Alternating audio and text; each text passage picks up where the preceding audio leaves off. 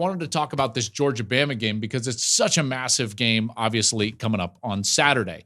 I wanted to take it because, listen, we'll hit it in the preview tomorrow, and I'll talk about the on-field matchup and what I think of actually what's going to happen on the field, and we'll do that on Thursday or tomorrow. What I wanted to do today, though, was just kind of take a step back and a little bit of a 30,000-foot view because of the interest in this game just from where these programs are at in college football and where they're at in their own history. And I think it's a fascinating matchup in that regard. So let me get into it. Let me take it from these two coaches, Kirby Smart and Kalen DeBoer. And obviously they're both really good. I consider Kirby Smart to be the best coach in college football right now. Can't argue with his record. His record speaks for itself. 2 national championships, 2 of them coming in the last 3 years. But I just thought to myself, like, where is the pressure sitting in this game as it relates to the coaches? And you might be thinking to yourself, like, well, the obvious answer is the guy that is filling in for Nick Saban. But slow down for a moment. I actually think there's more pressure on Kirby Smart. And hear me out. Kirby Smart has done everything in the sport, and he has dominated everybody in the sport. He is, as I just proclaimed, the best coach right now in college football. However, the only thing that he did not do was really overtake his mentor, Nick Saban. In fact, he was 1-5 against Alabama in his career, and Nick Saban. And if you look more recently, even in the period in which Georgia has dominated the sport, won 2 national championships, not lost a regular season game to a team not named Alabama since COVID. That was the Dan Mullen Florida team. Like, it's the only thing that Kirby struggled with was the Nick Saban teams at Alabama. So this narrative around Kirby Smart is that, at least for me, is like, well, yeah, he's the best coach in college football, but he couldn't beat Nick Saban. So if Kirby Smart were to actually lose this game on Saturday, that's actually a giant issue because it goes from a Nick Saban problem that Kirby Smart had to an Alabama problem that he still has. So there's a lot of pressure on Kirby because this narrative around Kirby can almost be explained away in terms of the losing to Alabama. It's like, yeah, but it's Saban, and now Saban's gone, and look, he won 2 national championships, and fair enough. But if he loses to a Kalen DeBoer Alabama team, it shifts from a Saban issue to a Tide problem. And then it's a team you've got to deal with. It's a team that's got a great recruiting class coming in, and that would not be good for Kirby Smart. I think that there's a lot of pressure on Kirby Smart, even on the road, even in a year in which we're going to have a 12-team playoff, and more on that in a little bit. Now we shift over to, I think, the coach that most people would think it has more pressure on him, which is Kalen DeBoer for Alabama. And yes, they're right. And the reason that people are right that he does have pressure on him is because of the success that Nick Saban and Alabama had against Georgia. Because of that success, if they're not able to win, then it might be a clear step backwards. And I don't think Tide fans are going to be all that happy about a clear step backwards. You know, we haven't seen this team really tested. We thought that test might occur on the road at Wisconsin, but that Wisconsin program is just not in a position to really threaten a team like Alabama, in particular with all the firepower that Alabama has. So that was like the breadbasket to the entree that is about to be Georgia at home at night in your home stadium. I think Kalen needs to win this game because if he doesn't, it's a clear step backwards. And that's not a program that wants to take a clear step backwards, in particular when you start thinking about the recruiting, which is going really well for Alabama right now. But that doesn't mean it's going to finish really well. And I think this game might have a lot to do with that. You know, I'm looking at this from the perspective of DeBoer and an Alabama fan, and I will give this one caveat. If he loses a really tight game that's really close, it's well played, and it just so happens to go Georgia's way, I think everyone would be like, okay, you know what? We're fine. Everything's fine. But if at home and at night they go out there and lose by multiple possessions, then people might think to themselves, like, this is a clear step backwards, and he desperately wants to avoid that.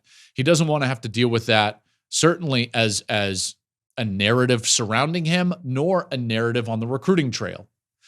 But what happens if they actually win? Like I said, the pressure could be on Kirby Smart. So in the event that Alabama wins this game at home under Kalen DeBoer, I actually think for DeBoer, that is a seismic opportunity. This could be a win for Alabama that plants a flag and says there will be no drop off to the greatest run in the history of the sport. And that's saying something. That's why it would be a seismic win if Alabama were to beat Georgia. And then I touch on the recruiting rankings again. Currently, right now, Alabama sits in the 24/7 rankings at number 2 in the country for this year's class. Now, that's only with 20 commitments. Ohio State is number 1. I believe they have 26 commitments. If you actually look at their per player rating, at least due to that on that service, you'll see that Alabama's per player rating is actually the highest in the country. They have more 5-star players committed to them than anybody else in the country. So Kalen has recruited exceptionally well, even for a guy that hasn't done it on the field at that location. A win against Georgia would send that into hyperdrive. You can finish that class off. Maybe you get another or 2 more 5-stars to come in and actually have the number 1 recruiting class in the country. I think it would be a giant win if Kalen DeBoer could win. It really would, because then all of a sudden it's not a Saban problem, it's an Alabama problem. Then it's a seismic shift in recruiting, and DeBoer can finish off this class, which right now is historically good for Alabama in this race. Now, if you just look at this from like the programs overall, and you take it out of the coaches. So if you just look at this season and these 2 teams, Georgia and Alabama, the ramifications of a loss for each of these programs are actually pretty severe. And this is what I will bristle at when people say, hey, Joel, the 12-team playoff is creating a regular season that doesn't matter. It doesn't matter if one of these teams loses this game. And I absolutely disagree with that.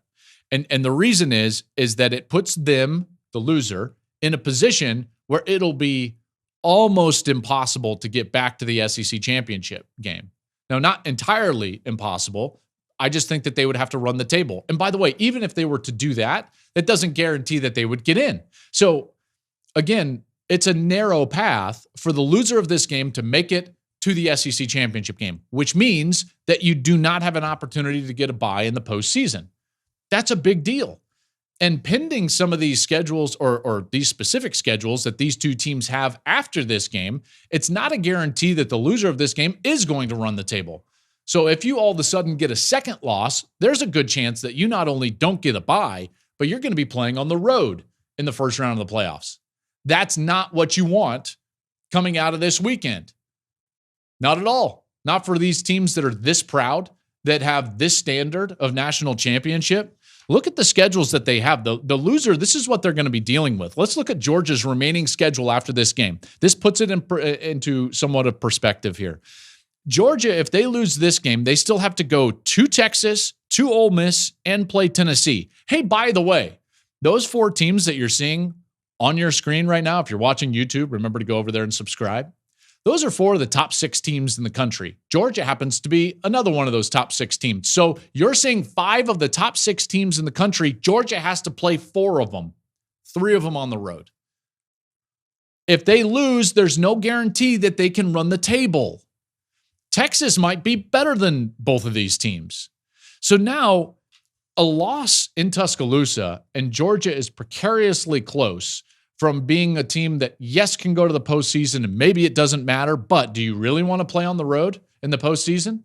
So that's why this is so big for, obviously, Georgia. Look at Alabama's road after this game. Let's just say Georgia rolls in there and actually beats the Tide on their home field. Well, then Alabama has to deal with this. They've got the Georgia game. They still have to go to Tennessee. They still have to play Missouri. They still have to go to LSU. They still have to go to Oklahoma. And they still have the Iron Bowl, which, as you Tide fans know, throw out the records. We've seen bad Auburn teams compete really hard against Alabama, and there's no suggestion that that wouldn't be the case this year. All right? Even though Justin Wilcox and Cal rolled into Jordan Hare and took care of the Tigers. That is not an easy gauntlet for Alabama. So the loser of this game has an incredibly narrow path to the SEC championship game. Incredibly narrow path. And I think that makes this game monumental. Outside of all the narratives and all the discussions surrounding the two head coaches, which I touched on before, the two teams there. Man, those two schedules. Georgia's schedule is brutal. Absolutely brutal. Thank you for watching the Joel Klatt Show YouTube channel. And if you liked this clip, make sure to like it and subscribe to the channel. And you can stay up to date on all of my college football coverage.